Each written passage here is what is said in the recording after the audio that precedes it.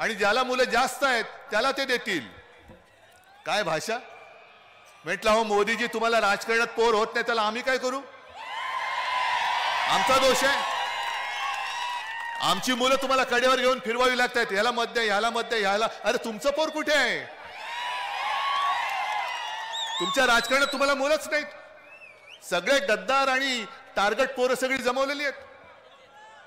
सिंधुदुर्गात गेलो होतो तिथले आपले गद्दार माहिती आहेत तुम्हाला. त्यांनी मला धमकी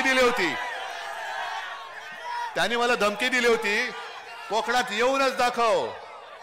यांच्या विरुद्ध बोललं तर परत जाऊन दाखव. अरे मी जाऊन उभा राहिलो म्हणले मी उभा इकडे या हिम्मत असेल ये तुला गाडून जातो की रे बघ.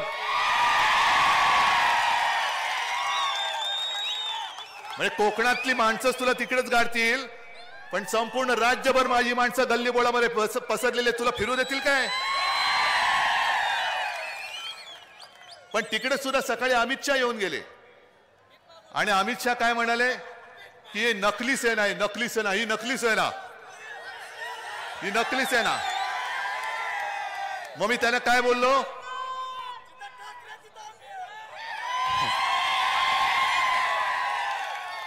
मी काल जे बोललो ते पुन्हा सांगतो कारण काल ऐकलं नसेल त्यांचे गुप्तहेर आले नसतील तर आज परत बोलतो. जे माझ्या या शिवसेनेला नकली म्हणतात ते बेअक्ली आहेत. बेअक्ली आहेत. अरे तुम्ही सगळी भेकड माणसं ही अशी तुमच्याकडे संपत्ती आहे. हे आहेत माझे निवडणूक रोखे. हे माझं वैभव आहे. ही माझी संपत्ती आहे. आणि आपल्याला सरकार का आणायचंय की आपण नुसतं रडगाणं नाही गायचं. कांदा निर्यात बंदी कधी उठणार. अरे पहिले सरकार उठाव. पहिलं ते केंद्रातलं सरकार उठवा. कांद्याची निर्यात बंदी आम्ही उठवून देतो तुम्हाला. कांदा निर्यात बंदी कधी उठणार. शेतकऱ्याला हमी भाव कधी मिळणार. जीएसटीचा छळ कधी थांबणार. शेतकऱ्याच्या बी बियाण्यावरती जीएसटी आहे. खतावरती जीएसटी आहे. वीज पंपावरती जीएसटी आहे. शेतकऱ्याचं जे शेततळ आहे त्याच्यावरती जे प्लास्टिक लागतं त्याच्यावरती जीएसटी आहे. नुसतं रडायचं. मी तुम्हाला वचन देतोय इंडिया आघाडीचं सरकार आल्यानंतर शेतकऱ्याला जे शेतीसाठी आवश्यक अवजारं आणि बी बियाणं कीटकनाशकं असतील आहेत त्याच्यावरचा जीएसटी मी पूर्ण माफ करून तुम्हाला देईन.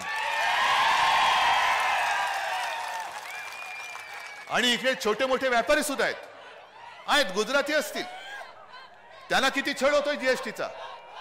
एक जर का कधी हप्ता त्यांचा भरायचा चुकला एक हप्ता भरायचा चुकला की लगेच धाड पडते आणि तुरुंगात टाकलं जातो. मी त्या छोट्या मोठ्या व्यापाऱ्यांना सुद्धा सांगतोय की आम्ही त्या जीएसटीच्या कर प्रणालीमध्ये बदल करू आणि तुमच्यावरती जो कर दहशतवाद चालू आहे तो सुद्धा आम्ही नष्ट करून टाकू. आणि सगळ्यात महत्वाचं म्हणजे नुसतं आपण जे बोलतोय महाराष्ट्रातले उद्योग यांनी गुजरातला नेले. बल्क ड्रग पार्क गुजरातला नेला. मेडिकल डिव्हाइस पार्क जो संभाजीनगरमध्ये होणार होता गुजरातला नेला. मुंबईचा हिरे बाजार गुजरातला नेला. मुंबईत होणारं आर्थिक केंद्र गुजरातला नेलं. हे त्यांनी आजपर्यंत जे महाराष्ट्राला लुटलंय. म्हणून मी जे मागे काल आणि रोज बोलतोय अरे आमच्या शिवछत्रपतींनी सुरत लुटली होती आणि सुरतेचे हे दोन व्यापारी शिवछत्रपतींचा महाराष्ट्र लुटतायत. मी मुख्यमंत्री होतो तेव्हा यांची हिंमत नव्हती महाराष्ट्र लुटायची.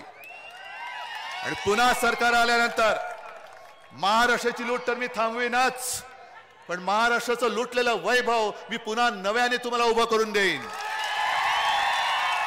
नुसतं मुंबईमध्येच नव्हे तर माझ्या धाराशिवमध्ये माझ्या प्रत्येक जिल्ह्यामध्ये मी माझ्या इथल्या तरुणींना जिल्ह्यातल्या जिल्ह्यात रोजगार उपलब्ध करून देण्यासाठी मी प्रयत्न करणार आहे.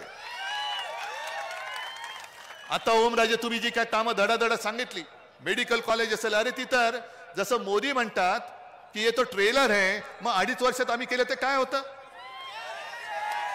मग 5 वर्ष माझं सरकार राहिलं असतं तर काय झालं असतं महाराष्ट्राचं. भलं झालं असतं ना. आणि मोदी जे म्हणतात ट्रेलर आहेत ते 10 वर्षापूर्वी गॅसची किंमत काय होती पेट्रोलची काय होती डिझेलची काय होती तुम्हाला मिळणारा भाव काय होता कमी काय झाले जास्त काय झाले ते बघा. आणि हा ट्रेलर असेल तर पुढचा पिक्चर बघायचा तुम्हाला. 10 वर्षात जेवढ्या शेतकऱ्यांनी आत्महत्या केल्या हा जर का ट्रेलर असेल तर पुढच्या 5 वर्षात आणखीन होणाऱ्या आत्महत्या तुम्हाला बघायच्यात?